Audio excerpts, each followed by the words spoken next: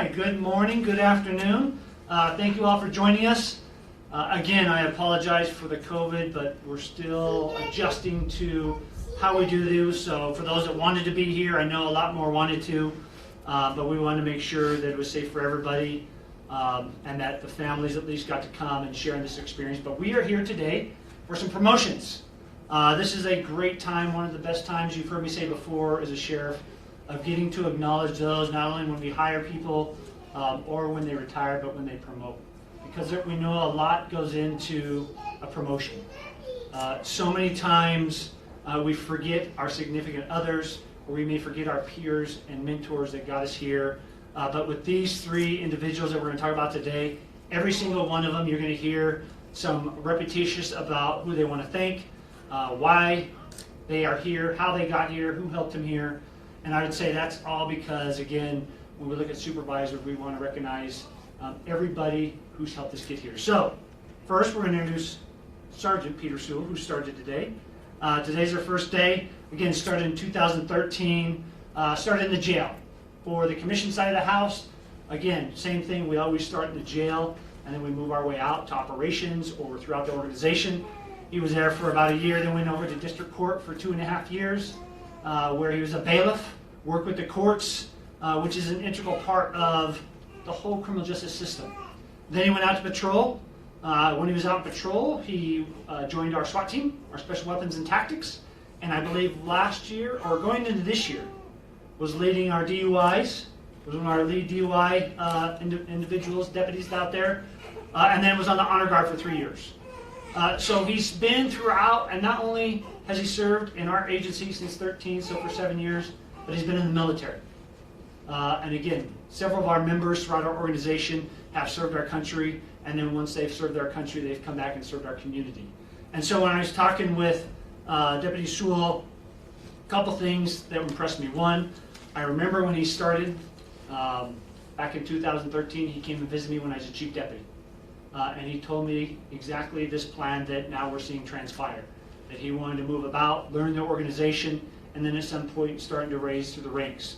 And so I asked him, because in this time, again, we're wondering about law enforcement. Where are we going? We see it day in and day out with police reform and the discussions that are going on nationally, locally. Why would you want to become a supervisor? I was asked this morning on News 4, why would anybody want to come to this profession? And again, all three candidates said the same thing. And one that Sergeant Sewell said was his commitment and feeling of service. Right? He served our country and then serving our community. So I said, well, what would you tell the new recruits coming in? How would you go out and recruit new individuals when they're seeing what's going on in our nation? And the one thing he told me was that you always have to push yourself and learn those challenges. That you have to know and have that empathy. That maybe when he started in 2013, the focus was more on let's go out and fight crime, but you have to understand the empathy for two things. One, for our employees. As we all know, throughout this entire last almost 8 months now, and who knows how much longer with COVID, personally in our lives, every one of us, whether we have families and kids, you add all of that in, we're dealing with some difficult situations. So understanding from a supervisor's role, how does that affect employees? How are they not able to travel? Like none of us can go anywhere. How are they adjusting their kids and not going to school, part going to school, or any of that? But then also, when we go out and serve our community, how are those individuals that we're touching each and every day? Whether it's on a call, whether it's a traffic stop, whether it's in the jail, whether it's down at the courts, and recognizing that they are dealing with the same type of situations that we may be dealing with in our personal lives. And so having that empathy. And so that's what he would tell these new recruits is not only worry about serving the community, but remember the empathy when you're dealing with both your peers and the community. I thought that was extremely important because I think that's what we're hearing from our community right now. The one thing I said, well, again, tell them about empathy. How would you get them motivated? And the one thing he said was he absolutely loves going to work because it's different every single day. And again, I would tell you, I just told my students that same thing. Is you may be in the same housing unit every day, you may be down at the same courthouse every day, you may be over in records every day, or out in patrol in the same beat every day, or you can go into that same call in patrol. But every call is different. There's something different about it. The individual may be one day different than he or she is the next. And so loving that ability to have that opportunity to do so many different things and experience different things. And again, I think that's important because we hear it, although it's challenging, we have to love our job so that we go out and people are going to see it. When they know that we love the place we work, that we love doing what we do, they see it in our actions because we can't hide it. We just love doing it. The other thing is again, dealing and helping and serving people. That's what we do. That is the core foundation of no matter you're commissioned or not commissioned. Right? We're dealing with people, we're helping people, and we're serving people. So I thought that was extremely impressive. And so it's my honor today to promote Deputy Sewell. I have no doubt in talking with him and the executive staff that when he goes back, he's going to pass on not only his military experience, but his patrol experience onto those new deputies, 10 new deputies, and those in the back, either preparing them to go out to patrol or if they want to stay in detention and serve their career in there. So, Sierra is here. Where's Sierra? In the back with, that is Abby. So if you want to come on up, well, hold on one second, just give me one second. First, I forgot the plaque. So, hand me the plaque. Let me put on my mask.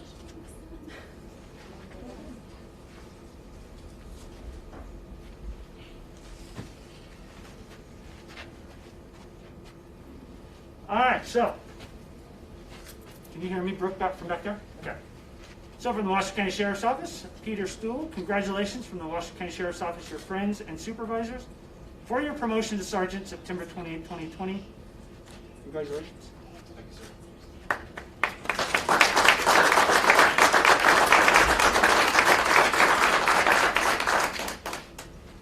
Okay, I can do that real quick. Come on over here.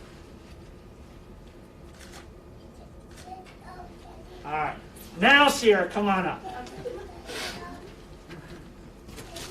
So first of all, and this is Andrew. I love it. So, Hi.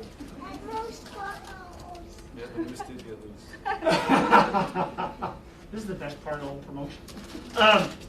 So Sierra, for you, these are flowers from our staff. We want to thank you for everything in supporting Peter. We know, not only in the military, but in this profession, a lot of late nights, a lot of missed birthdays, special events. And so for us to you, thank you for everything you do. So you want me to hold that? Or you got it? The other thing is Peter also wanted to, again, when I kind of hit on it, I jumped around. He wanted to thank Sierra. He wanted to thank his mom and dad, Clive and Nancy. Thank you for everything you instilled in them initially, and then all you peers. Because again, he wouldn't be here without learning and listening from every one of you, whether that's working side by side, whether that's supervising. And so now, Sierra, you get the pen. Hopefully you practice this one-handed. Here, you want to hold two? Oh, there we go. Oh, this is going to be good. All right, pin away.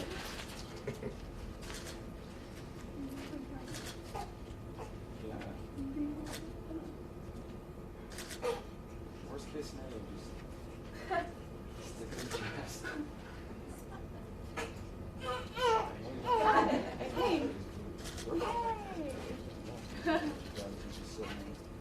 There you go. Cool.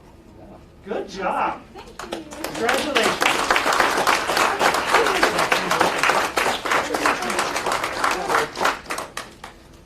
All right.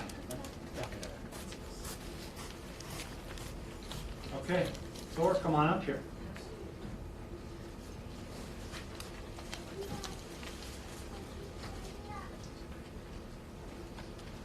All right, so our next Thor Tinseth comes from patrol. Again, when I sat down with him, same thing I heard from what you're going to hear from Sarah here in a minute when I go over hers, but from Peter of why he got here. It was because of all of you, his family, Crystal, your support. He wanted to thank you for that. But he started his career in 2008 in the jail, then went to patrol. Has been out in patrol since 2015.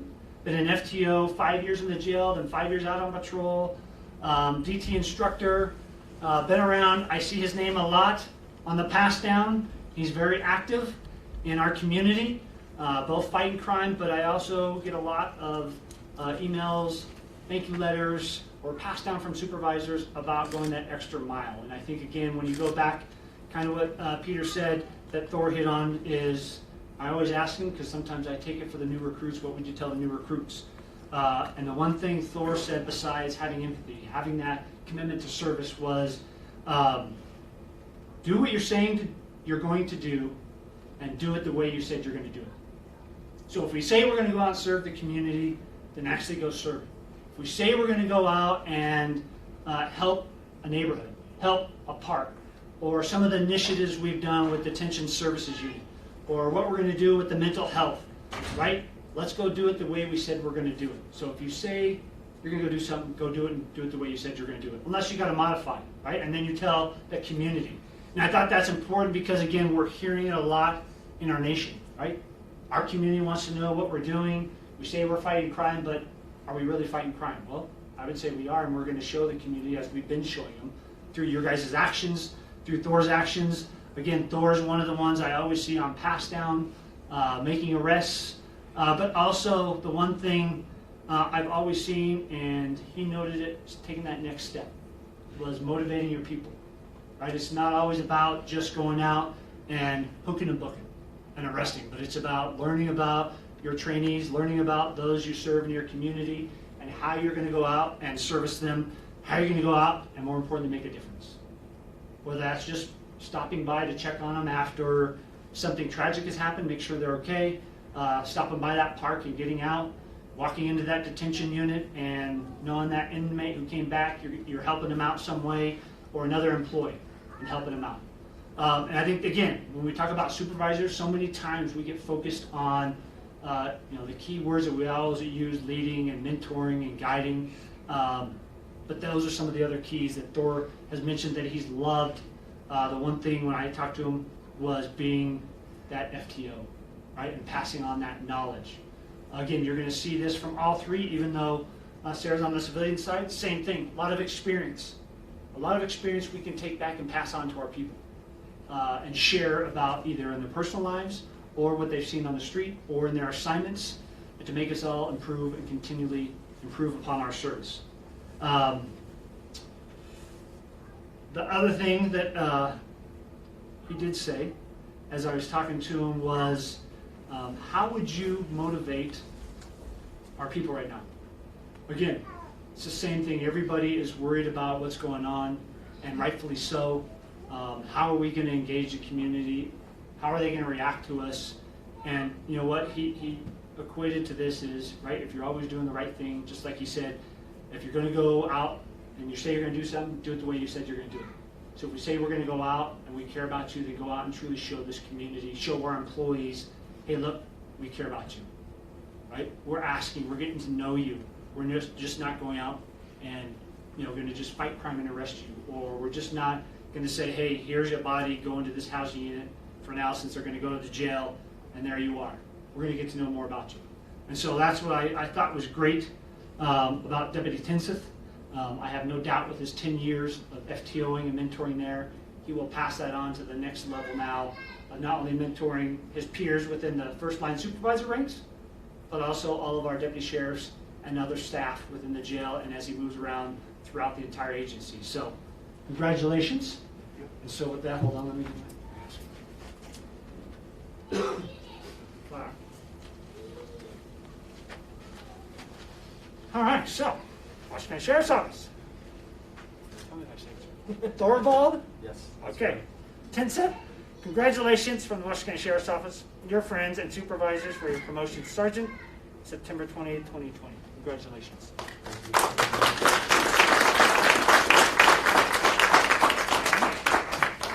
I'll do one with this, and pour this away.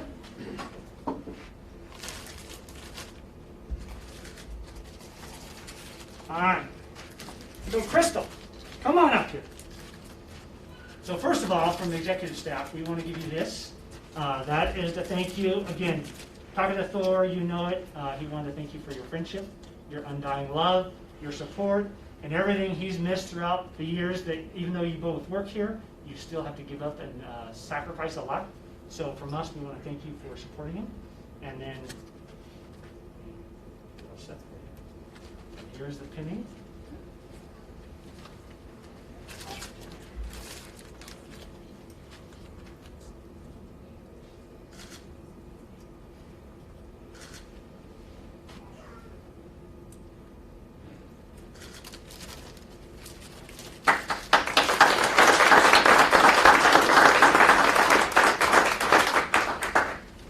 You want to say anything?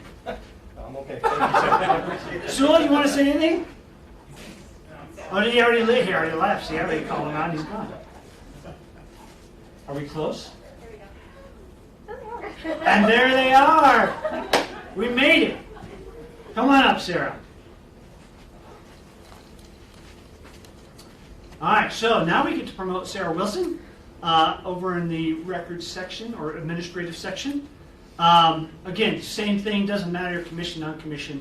When I sat down with Sarah, asking her, what's important? Because although they may not wear the uniform, they are still part of this organization and they feel the same stresses, maybe differently, but they feel the same stresses in dealing with the public, especially over records. Some of the things we don't need to go over there, but CCWs and everything that's going on in our society, they feel it as a community comes in. And so, again, I asked her, what are some tips that you would tell new employees, even if they came in on the non-commissioned side?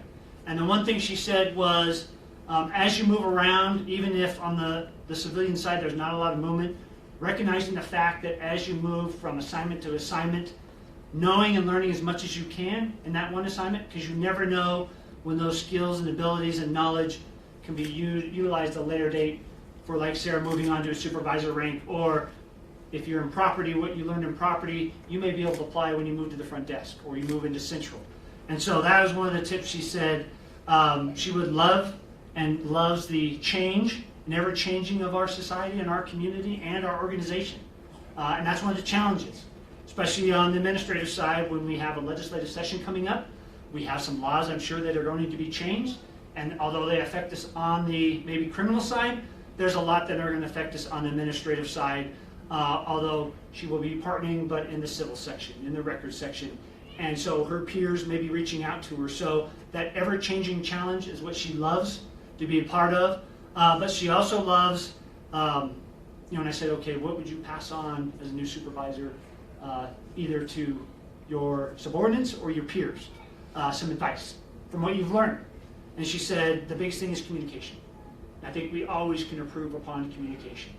And making sure that we communicate both to our peers, hey, I need help over here, or hey, this is what I'm doing, this is how it affects your area, and what's going on, especially as we've gone through the last 7 months in COVID, how we communicate, because we know those rules are changing all the time.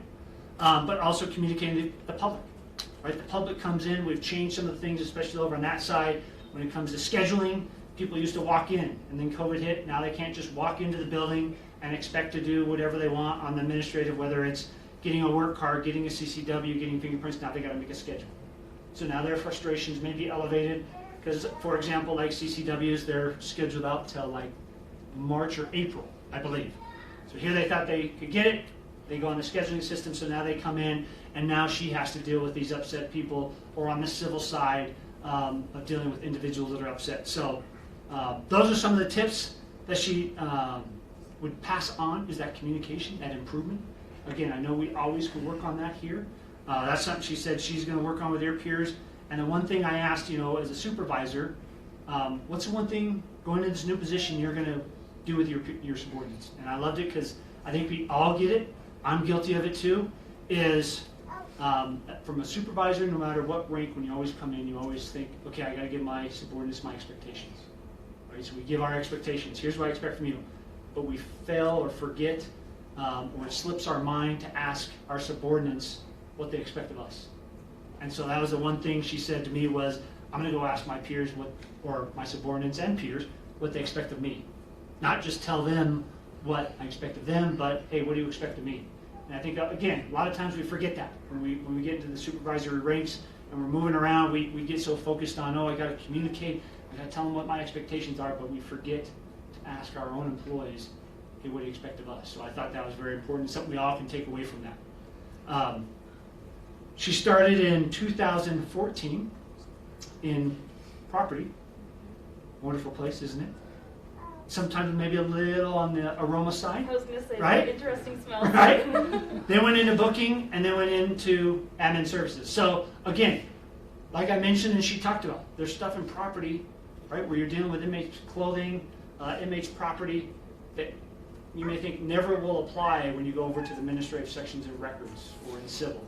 But there's always something you can learn there, whether it's just dealing with people because you're still interacting with our employees, interacting with inmates, interacting with the public when they come pick up their property, and how when somebody shows up and something's not in there, how do you just de-escalate that? Same thing, that technique you could use as she moves around through booking, dealing with people that come in maybe a little inebriated, a little agitated, and how do you de-escalate? And then using that when you apply to the next one. So I thought that was great. Bobby is here. He made it just in time. So come on up, Bobby. We don't have a badge, but I do have flowers that, if you want after, you can say they're from you. I'll say. But come on over here. So we don't have a badge, so I'm going to give this to you, Sarah, if you'll swap for me. Yep. Washoe County Sheriff's Office, Sarah Wilson, congratulations from the Washoe County Sheriff's Office, your friends and supervisors, for your promotion to Administrative Supervisor, August 31st, 2020. Congratulations. Thank you. All right. And I got this for you. yeah, he did. We worked it out, he did. But honestly, on behalf of the entire executive staff, we want to thank you too.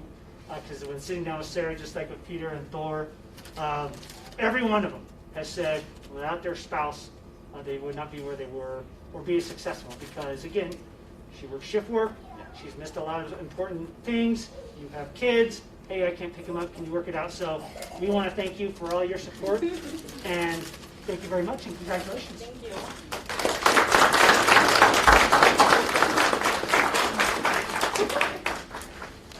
All right. So, thank you everybody for coming today. I apologize again for the 3 that we couldn't have everybody here that you wanted to, but I appreciate you guys working with us so that we could be socially distanced and properly be safe so that you guys could have your promotions, because at the end of the day, all of you earned it, and that's exactly what you needed, was this and your family to be up here because they are a part of it. So, thank you for taking the time, family members. Thank you for your support. Thank you, employees. And have a great day.